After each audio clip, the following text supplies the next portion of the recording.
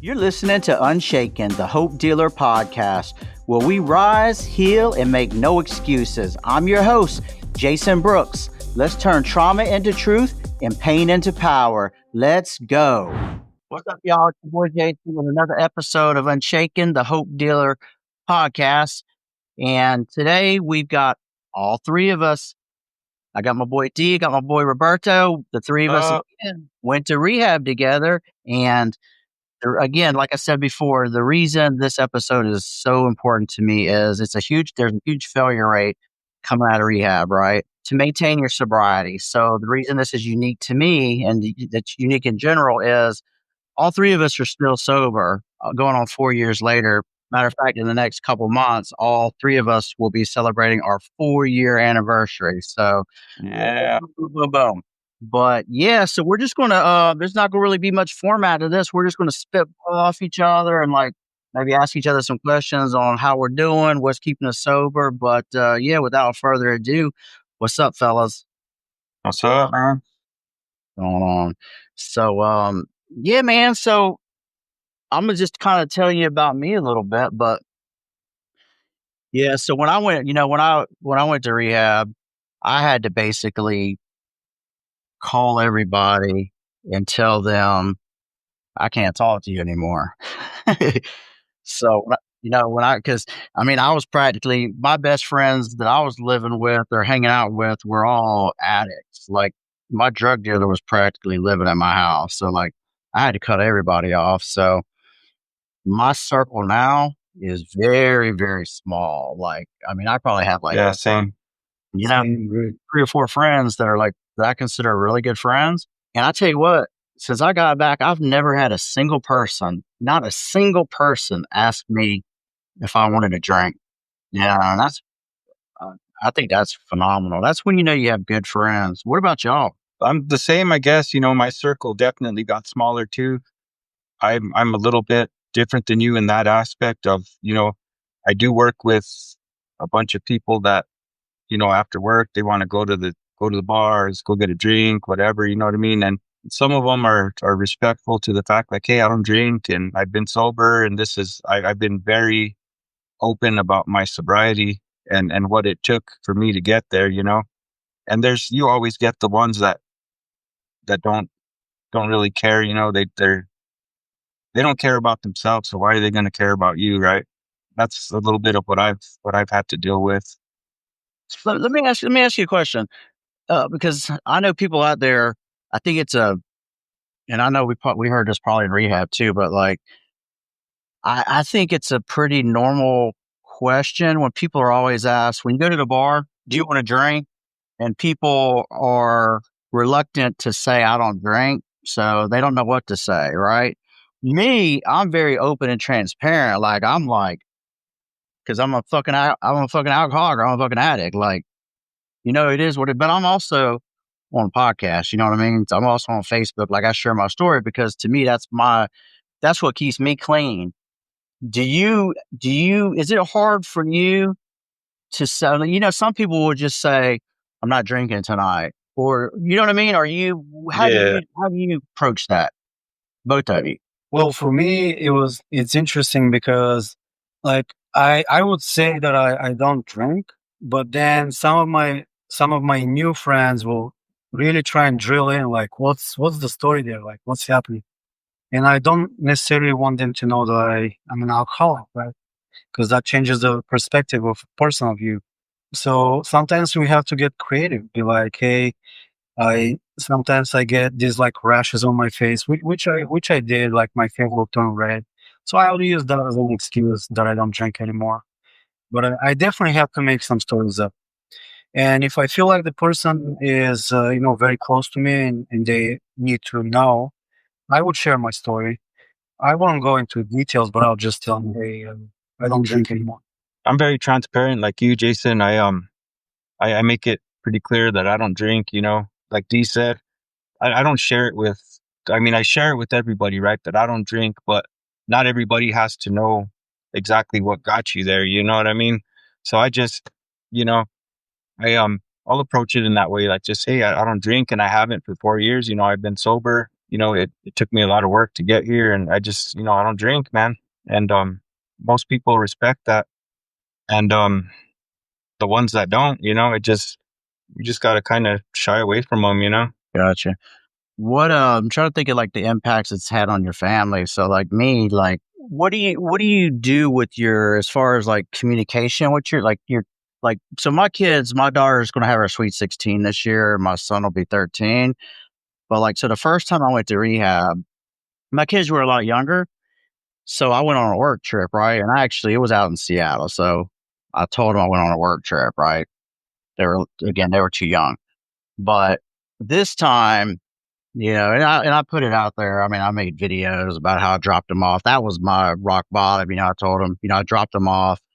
I didn't tell them where I was going right then and there, but now they know it's been very transparent. I tell them both everything. They'll see this podcast because I want them to know, addiction runs in my family. Like my brother's had addiction problems. So how are you all, is that something you all feel like you should discuss like with young children or like younger kids? Like what do you guys think? How do you approach that? So I've been very open with my kids.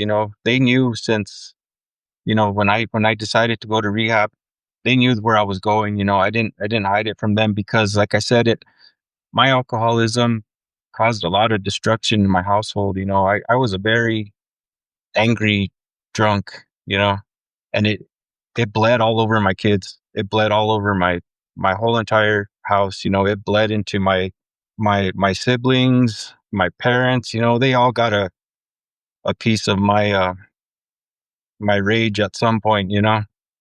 And so I made it very clear to them where I was going. I gave each and every one of them a call and said, "Hey, man, I'm going to rehab. I'm going to go try to get my shit together." And they were all for it. But you do. But with me, my children were young. Like when I got out of rehab, my oldest one was about 6. So it was a work trip for us. But my plan going forward, because I definitely see in my middle child, I have three boys, Nicholas, Victor, and Leon. And Victor, I can definitely see him having problems with management dopamine. So I have to keep an eye on him. And my plan is when he's growing older, just to be in his life. I remember I started smoking when I was 18, and that's very old for my country. My country, you start smoking at like 12, but I didn't start smoking until I was 18 because my dad was around, and he left when I was 18. And I started smoking, started drinking. So my plan is just to be in their life for as long as I can. Gotcha. Yeah, it's awesome. So how was it? So when you guys first got out of rehab, did they I know they set me up with like they wouldn't let me out until they had me set up with like this therapist and that therapist. Have y'all continued like with any type of like therapy? Because like in a lot of my episodes I'm gonna talk about is like self care and things like that, and like like us talking now to me is like huge. But man, I go to some type of therapy every month. Like I literally have I go, I'm kind of weird anyways, but I go see like a Mayan shaman every month. And I've done like, so when I first got out, they set me up with a therapist, and I was pretty lucky because she was actually an alcoholic too. So like, it was really easy to talk to her. So like, she's just that common ground. Like we were just talking when somebody can relate to you, it's easy to open up. Do you all do any type of like therapy, anything like that, just to kind of, keep you grounded? Just AA for me was just AA the first like maybe 9 months, and then finding that powerlifting gym, their program emotional sobriety. I think that's what they call it. Diablo Barbell. I'm not promoting anything, but if you guys want to look it up, Diablo Barbell emotional sobriety. That I think that helped me fill that gap in my soul that was driving me to drink. I myself, I went to AA a few times. I did the Singer Island, the Zoom stuff for a little while. And honestly, and this is just me personally, I didn't find too much value in going to AA. You know, the one I went to anyways that was closest for me, there's some pretty crazy people going there, you know what I mean? And I was like, Yeah. I thought to myself, I'm like, man, if these people are that jacked up, I think I'm all right, you know what I mean? Yeah. But but you know, I worked on rebuilding the relationships that I destroyed, you know what I mean? So I focused on that, you know, I getting back into my home church and fixing those relationships, and because I knew I shied away from them because I knew what I was doing, right? I knew that what I was doing wasn't honoring what I was perceiving I was on the outside, you know? And so Yeah. I fixed my relationship with God, number one, you know, and then I fixed my relationship with the people that I knew were going to be a good support system for me, you know, people that I could talk to and trust and share these hard conversations with, you know. That's what helped me the most. So, yeah, so AA wasn't necessarily my thing either. I don't do AA now, but when I got out, I did start going to AA, but there did come a time where the group that I was going to, it started to kind of get depressing because a lot of the people that were going there would just talk about, oh, my wife left me, I lost my job. I was like, what's the point of coming here if it's going to, I don't want to go there and get urges, So what I actually started doing, There you go. what I actually started doing is what you just mentioned, Roberto, is the Zoom. I think it's like 24/7 intergroup or something like that. And I would talk myself out of going to the actual live meetings and jump on these Zoom calls. And those actually did a lot for me because I could just sit there. I wouldn't have to show my face or anything like that. I could hear people like all over the world, and I would feel better after that. Now, I don't do that anymore because, like I said, AA is not for me, but for anybody out there listening, that's an excellent resource. Whether you're into AA or not into AA, it's just a good thing to just listen to people. Like if you're struggling right now, if you're, just on the brink, jump on that. So that's an excellent resource. But yeah, so I should have explained it a little better like you just did, you know what I mean? It definitely wasn't for me, but not to say that I saw the material, I saw what they had to offer, and it is good stuff, you know what I mean? It's definitely, if you can find a good AA to plug into, I would say go for it, you know what I mean? And do the steps, and I see value in that, you know what I mean? In having those, what did they tell you to, what's the step where you gotta like confront people and ask them for forgiveness, right? Or like, what is the step? Help me out. Not to like make your reconcile amends. or whatever, but You make your amend, amends. make your amends. Yeah, stuff like that's important. When we're alcoholics, when we're drug addicts, we hurt a lot of people. Yeah. Yes. I actually saw value from the AA for the first 6 to 9 months, and the biggest thing for me was just feeling like I'm normal amongst people, right? Because in the real world, like you would feel like mm, something's wrong with you, and you go there and you hear these terrible stories, and you think, "Oh my God, I'm actually the normal one." So that kind of helped me in a weird way. Yeah, I think people are either pro AA or not AA. So let me ask you this. So when we were in rehab, right, and they were talking about when like people from AA came in and they were talking about the one thing I'll always remember is they said like find your God. And like I wasn't raised in church. Like I probably could count on two hands the amount of times I went to church. So I was like, find my God. Like, what are you talking about? Like, I don't believe in that just because I wasn't, because in my mind, like at that time, like I was thinking, like, well, if there was a God, like I wouldn't be here. Like, Yeah, you know what I mean? Like, I literally about took my life. But what resonated with me was when they said, it doesn't matter, if it's Jesus, Buddha, a rock, a tree, just find something. So, I mean, in a way, so that really kind of changed my life because, and a lot of people think I'm weird to this day. And the old Jason would think the new Jason is weird, anyways, because like I did not, like I figured out the universe was mine. That rehab's what got me into that too, because we started doing like sound baths and stuff. So y'all, Rehab's what made me weird, but it saved my life. Were y'all One thing I gotta, just before, like, were y'all raised in church before, or? I personally wasn't, and I find huge benefits in spirituality, and that's one of the things that I kind of like feel bad that I never got into it. If I could, I would be a Christian person.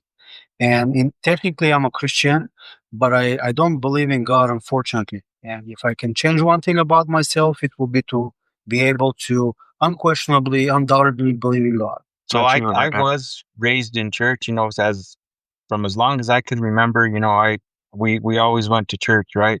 My dad was very adamant about getting us to church on the weekends and stuff. And my whole entire life, I grew up going to church. And when I got into high school, I think I kind of fell away from it for a while, and just doing my own thing and being a teenager, And then I met my wife, and she was a Christian, and she really got me back into church and into my faith. And I had periods in my walk with God, because I believe there's a God. I believe that there's a God that came to this earth, that lived and died for our sins to to get us to heaven with him, and that's my belief, that there is a God, and he is coming back, man. He's coming soon. I know it, and so, like I said, I've really leaned into that heavy, man.